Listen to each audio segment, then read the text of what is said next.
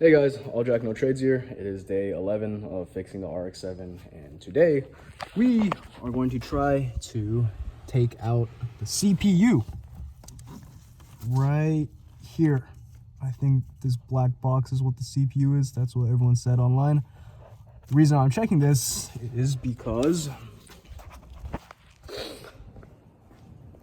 blinkers, hazards, they don't work. When I try to turn on the car and open up the headlights, it works, but for some reason the hazards do not.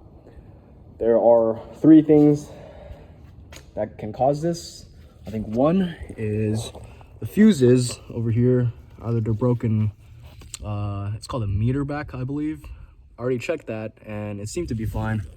Number two, I think, is the CPU, the flasher relay. I'm still not completely sure what it's called, either the CPU or the flasher. That thing could be broken. Some people say you can fix it with soldering.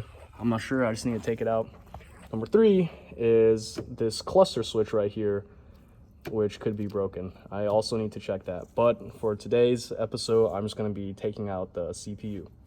So, from my examination, there seems to be three 10 mil nuts.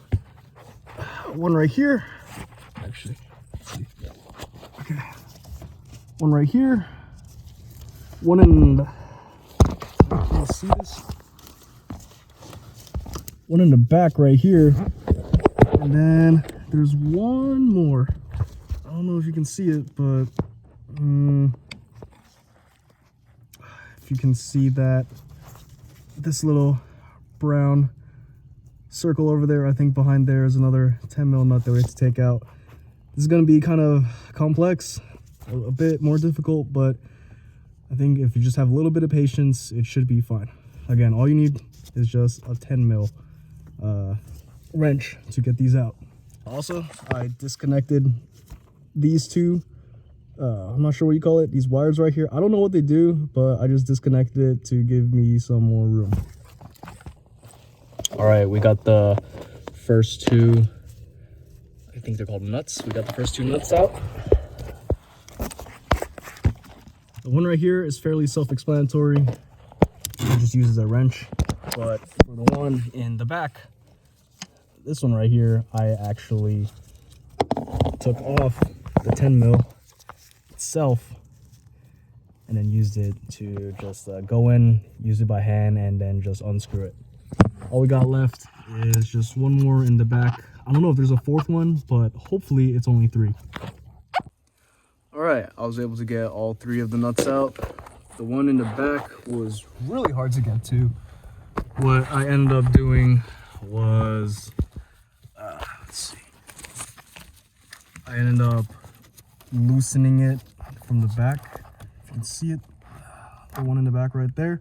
I ended up loosening it, and then I used my finger to just unscrew it. So for this, you just pull it this way, and then it should just come right off. All right. This is the CPU right here. I'm just gonna disconnect this bundle of wires so we can get to it. So here we have the CPU taken off of the car, and I will show you how to disassemble it. First thing you want to do is to remove these three rubber circles over here. You do this by kind of squeezing it in and just pulling it out. After you get the three rubber seals off, the metal backing comes right off. And you're going to have two Phillips screws right here that you use your screwdriver and then you just remove. After the screws are removed, flip it over. This plastic piece comes right off, and this is the relay, or I believe is the relay, that controls the hazards and the turn signals. If you are having problems with your GSL-SE turn signals and hazards, this could be the problem.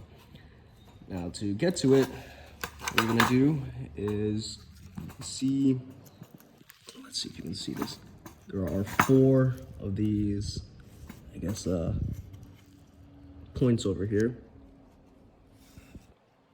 that you have to sort of expand in order to pull out the circuit board.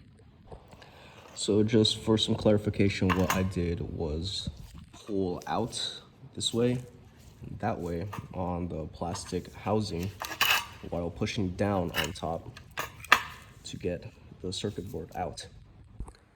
So here we have the CPU. As I said again, this is the relay that is controlling the turn signal and hazard. And some problems that we encountered is poor grounding. My dad cleaned up the back of the circuit board since there was a lot of, I don't know, just build up residue with some isopropyl alcohol, and it sort of fixed the issue. If you're still having problems, you can buy a new CPU flasher off eBay for around $150. But that's about it. That's all I have for today, guys. See you in the next one.